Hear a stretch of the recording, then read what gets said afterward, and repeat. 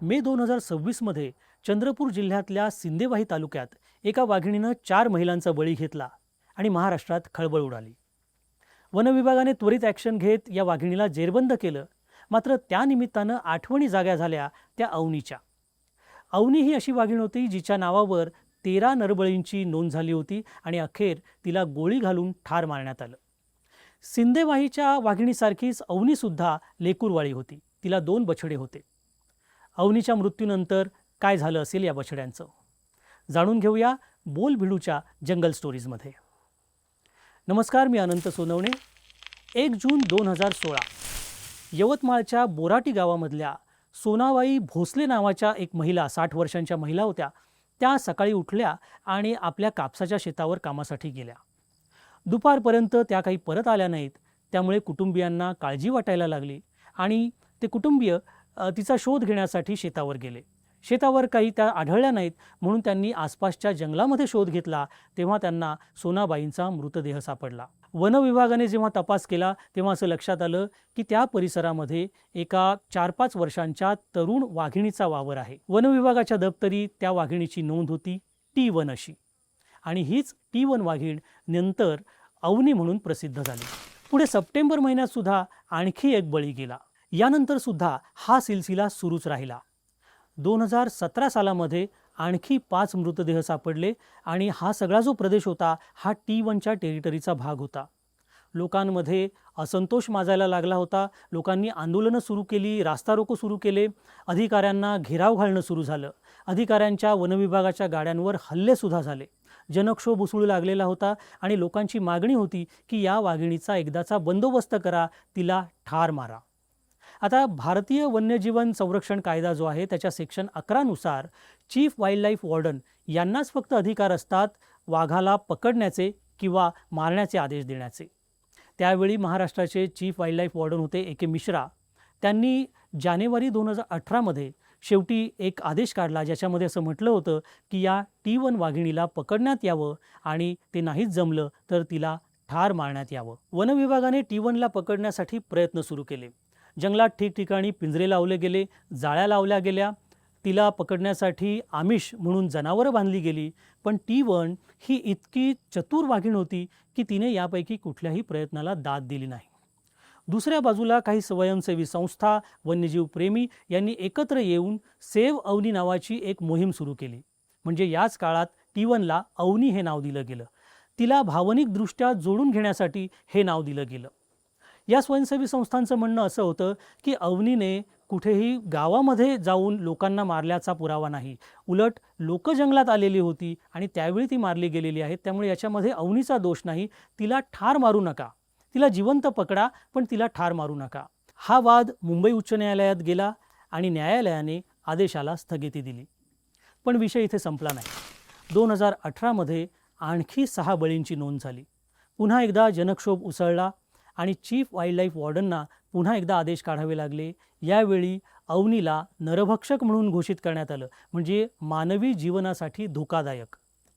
तिला पकडण्यात यावं आणि नसेलच ते जमलं तर तिला ठार मारण्यात यावं असे ते आदेश होते. पुन्हा एकदा अवनीचे समर्थक चवताळून उठले. त्यांनी पुन्हा एकदा या सगळ्या आदेशाविरोधात मोहीम चालू केली. त्यांचं म्हणणं असं होतं की हे जे 13 लोक मारले गेलेले आहेत त्यापैकी केवळ 5 लोकांच्या बाबतीत असं झालेलं आहे की DNA चाचण्यांच्या आधारावर असं म्हणता येईल की अवनीने त्यांना ठार मारलेलं आहे. उरलेल्या 8 लोकांच्या बाबतीत तसा कुठलाही ठोस पुरावा उपलब्ध नाही. त्यामुळे अवनीला मारू नका, तिला पकडा अशी त्यांची मागणी होती. यावेळी हा वाद गेला सर्वोच्च न्यायालयात. सर्वोच्च न्यायालयाने सुद्धा असा आदेश दिला की या अवनीला पकडण्याचाच प्रयत्न करा आणि नाहीच जमलं तर मात्र तिला ठार मारा. पुन्हा एकदा अवनीचे समर्थक आणि अवनीचे विरोधक असे 2 तट पडले. संपूर्ण देशभरात हा चर्चेचा विषय बनला. चौकाचौकात, सोशल मीडियावर याविषयी चर्चा होऊ लागली. देशभरात एका बाजूला अशा पद्धतीने वादविवाद झडत असतानाच दुसऱ्या बाजूला आपल्या अवनीच्या आयुष्यात खूप मोठी घडामोड घडून आली. फेब्रुवारी 2018 मध्ये तिच्या पगमार्क्सच्या बरोबरच 2 चिमुकल्या पावलांचे ठसेसुद्धा दिसले. म्हणजेच अवनी आई झाली होती. तिला 2 बछडे झाले होते. याबरोबरच वनविभागाच्या आव्हानांमध्ये सुद्धा वाढ झाली. आता त्यांना वाघिणीबरोबर तिच्या बछड्यांना सुद्धा पकडायचं होतं. त्यावेळचे additional CCF wildlife east Sunil Limaye हे स्वतः पांढरकवड्याला 3 महिने मुक्कामी होते. त्याच्याबरोबरच DFO अभर्णा आणि 200 लोकांचा स्टाफ दररोज जंगलामध्ये जायचा. सकाळी 7 वाजता हा सगळा स्टाफ जंगलामध्ये जायचा अवनीला शोधायला. पण अवनी सापडत नव्हती. कधीतरी तिचे पगमास दिसायचे, कधीतरी कॅमेरा ट्रॅपमध्ये फोटो यायचे, पण कधीही ती नजरेला पडायची नाही. नेहमीच्या गस्ती वगैरेच्या उपायांबरोबरच वनविभागाने आता यावेळी काहीतरी वेगळे उपाय योजायचे ठरवले. त्यांनी पॅराग्लायडर्सना बोलवलं, स्निफर डॉग्स आणले, अगदी नरवाघाचे फेरोमॉन्स असलेले सेंटसुद्धा वापरले गेले जेणेकरून अवनीला आकर्षित करता येईल. पण ही चतुर वाघीण कुठल्याही आमिषाला, कुठल्याही उपायाला बळी पडली नाही. ती कधीही यांना सापडली नाही. आपल्याला कदाचित वाटू शकेल की एवढा सगळा स्टाफ असताना, एवढा सगळा फौजफाटा असताना एका वाघिणीला शोधणं कठीण का व्हावं? तर याचं उत्तर तिकडच्या भौगोलिक परिस्थितीमध्ये सुद्धा आहे. म्हणजे हा काही जंगलाचा सलग पट्टा नव्हता. अवनीची जी टेरिटरी होती ती काही जंगलाचा सलग पट्टा नव्हता. तिथं खुरटी झुडपं असलेलं जंगल होतं, सागवानाचे काही वृक्ष होते, विरळ काही ठिकाणी जंगल होतं, काही ठिकाणी दाट होतं. मध्ये मध्ये शेतीचे पॅचेस होते, म्हणजे कापसाची शेती होती, कोरडे नाले होते, ओढे होते. आणि या सगळ्या खडकाळ डोंगराळ भागामध्ये एका वाघिणीला शोधणं हे महाकर्मकठीण काम होतं.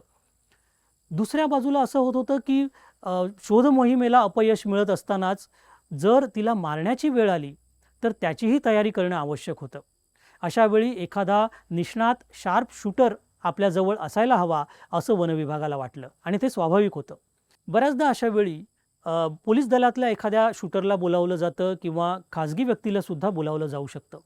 अवनीच्या केसमध्ये हैदराबादचा नवाब नावाचा एक शार्प शूटर होता, त्यांना बोलावण्यात आलं. आता या नवाबला नीलगाई आणि इतर जंगली प्राणी मारण्याचा अनुभव होता.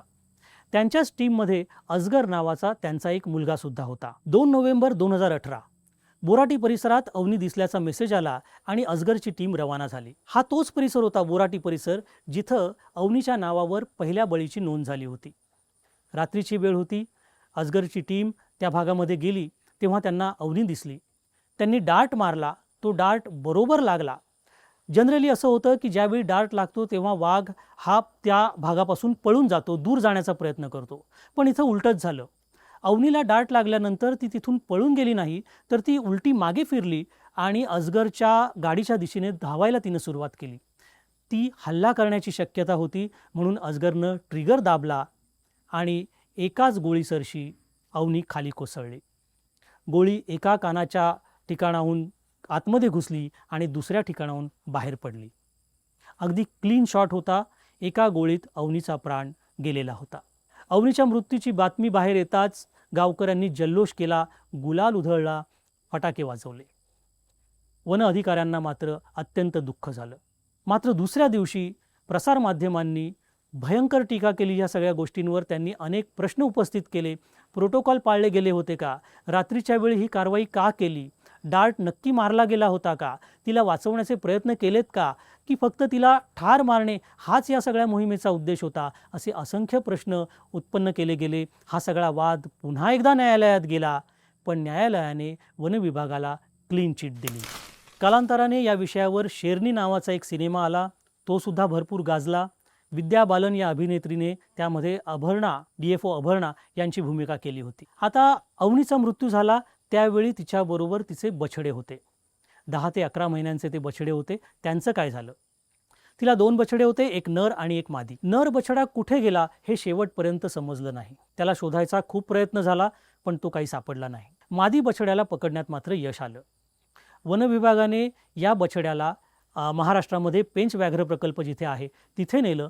तिथे त्याला एका एन्क्लोजरमध्ये, बंदिस्त जागेमध्ये ठेवलं गेलं आणि जवळजवळ 1 वर्ष त्याची देखभाल करण्यात आली या बछड्याची. आणि ही मादी जेव्हा 2 वर्षाची झाली त्याआधी तिला शिकार करण्याचं सुद्धा प्रशिक्षण दिलं गेलं आणि 2 वर्षाची झाल्यानंतर तिला या एन्क्लोजरमधून जंगलामध्ये मोकळं करण्यात आलं.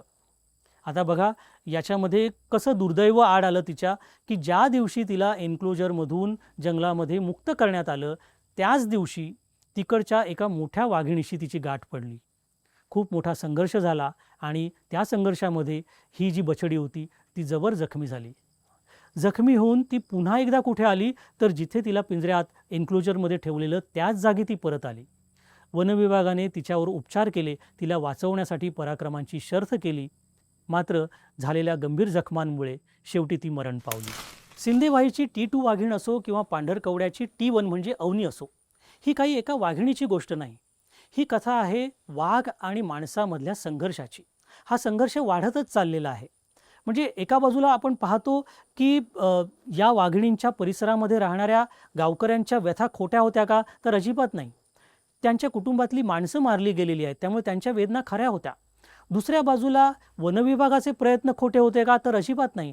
त्यांनी अत्यंत प्रामाणिक प्रयत्न केलेले आहेत. तिसऱ्या बाजूला वन्यजीव प्रेमी आहेत, NGOज आहेत, त्यांच्या भावना खोट्या होत्या का? तसंही नाही. पण एवढं सगळं असताना शेवटी काय झालं तर अवनीला आपला जीव गमवावा लागला. इथून पुढच्या काळात सुद्धा जेव्हा जेव्हा असा संघर्ष उद्भवेल तेव्हा एखाद्या अवनीला जीव गमवावा लागेल. मूलभूत प्रश्न पुन्हा तोच राहतो. एका बाजूला निसर्गाचा ऱ्हास होत असताना, आपणच विकासाच्या नावाखाली जंगलतोड करत असताना जेव्हा जेव्हा अशा पद्धतीचा संघर्ष होईल तेव्हा तेव्हा नवीन अवनी तयार होणार नाही याची खात्री कोणी द्यायची?